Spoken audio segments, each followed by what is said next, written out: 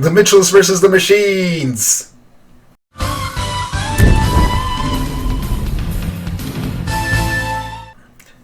So yeah, The Mitchells versus the Machines. I'm a little late on this one, but it's such a good movie I had to go through with anyway. So The Mitchells versus the Machine is the newest Sony movie, and it came out on Netflix like 3 weeks ago, a month ago. Like I said, I'm a bit late on this one. So this movie follows the Mitchell family: Katie, her dad, her brother, and her mom, and their dog, who's this ugly-looking pug thing. I think it's a pug. Anyway, Katie's going off to school, so her and her dad have like this. They don't really get along very well, or at least they're very different people. So they just don't really connect the way they should as a father and daughter or as family members.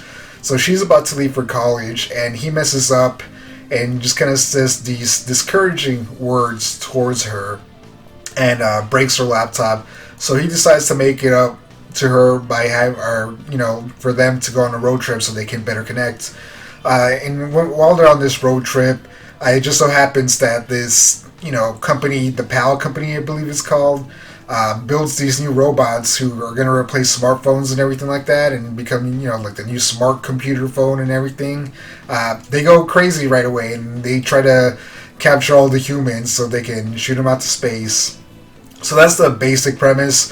From there, they try to freaking stop the robots by inputting a kill code, and it's just this crazy fun family adventure with the Mitchells, who we get to know on the way, who are very quirky and interesting, and I really, really love. So this movie is amazing. It's a really, really good movie. So it's from the makers of Spider-Verse. Like, if you can't tell, the animation is not very similar, but it has the crazy wackiness of Spider-Verse, where random things will appear. Like, we have like Katie Vision, where like all of a sudden we'll just see like effects and drawings all over the screen or something like that, which is very fun and cool. Spider-Verse did a similar thing with like comic book stuff, like all over the screen and everything. Like, very, very great, unique animation. You're not gonna watch this and confuse it with any other movie or any other animated show or anything like that. So this is another great Sony movie. I know people in the past have just slammed Sony for the movies they have made, and some of the movies they made aren't very good, but I think the animation in all of them have been decent. Like, the Emoji Movie is not a good movie, but the animation in the movie is not garbage. So I've always separated that. Like, they'll always have good to decent animation, but a lot of the plots or stories they go with aren't as good. Like the first Hotel Transylvania, I thought it was a really, really great movie.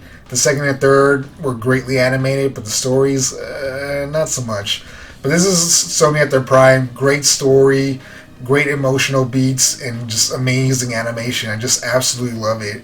This is a must-watch for any animation fan, or if you have a family, just you need to go check it out, because it has these good, endearing moments with Katie, her dad, her overall family, and it's just really funny from beginning to end. Besides having the emotional core, and that's what makes this movie work. It's not just this wacky movie where there's no emotion connected to it or whatever. It does have an emotional core, centered around the family, specifically Katie and her dad. And we see that throughout the movie, and then at the end of the movie, and it's just, this heartwarming story. But again, it's just also very, very hilarious. The jokes are just freaking on point. I swear, I haven't laughed through an entire movie like this, and I can't remember in a long, long time. There's just joke after joke, but they're good jokes. They just keep hitting the mark. They're not just like, here we go again, a dumb joke or something like that. So I very much recommend this movie.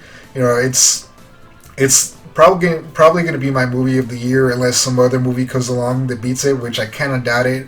I'm sure going to like a lot of movies this year, but this one just, it really hit me in the core. Like, I just kind of related it to it, because for me, now I'm not going to get to the story, but I really related to these characters in this story, and it was really a lot of fun. Like I said, to me, this is it's a 10 out of 10. I'm going to give it a 10 out of 10. I loved it so much.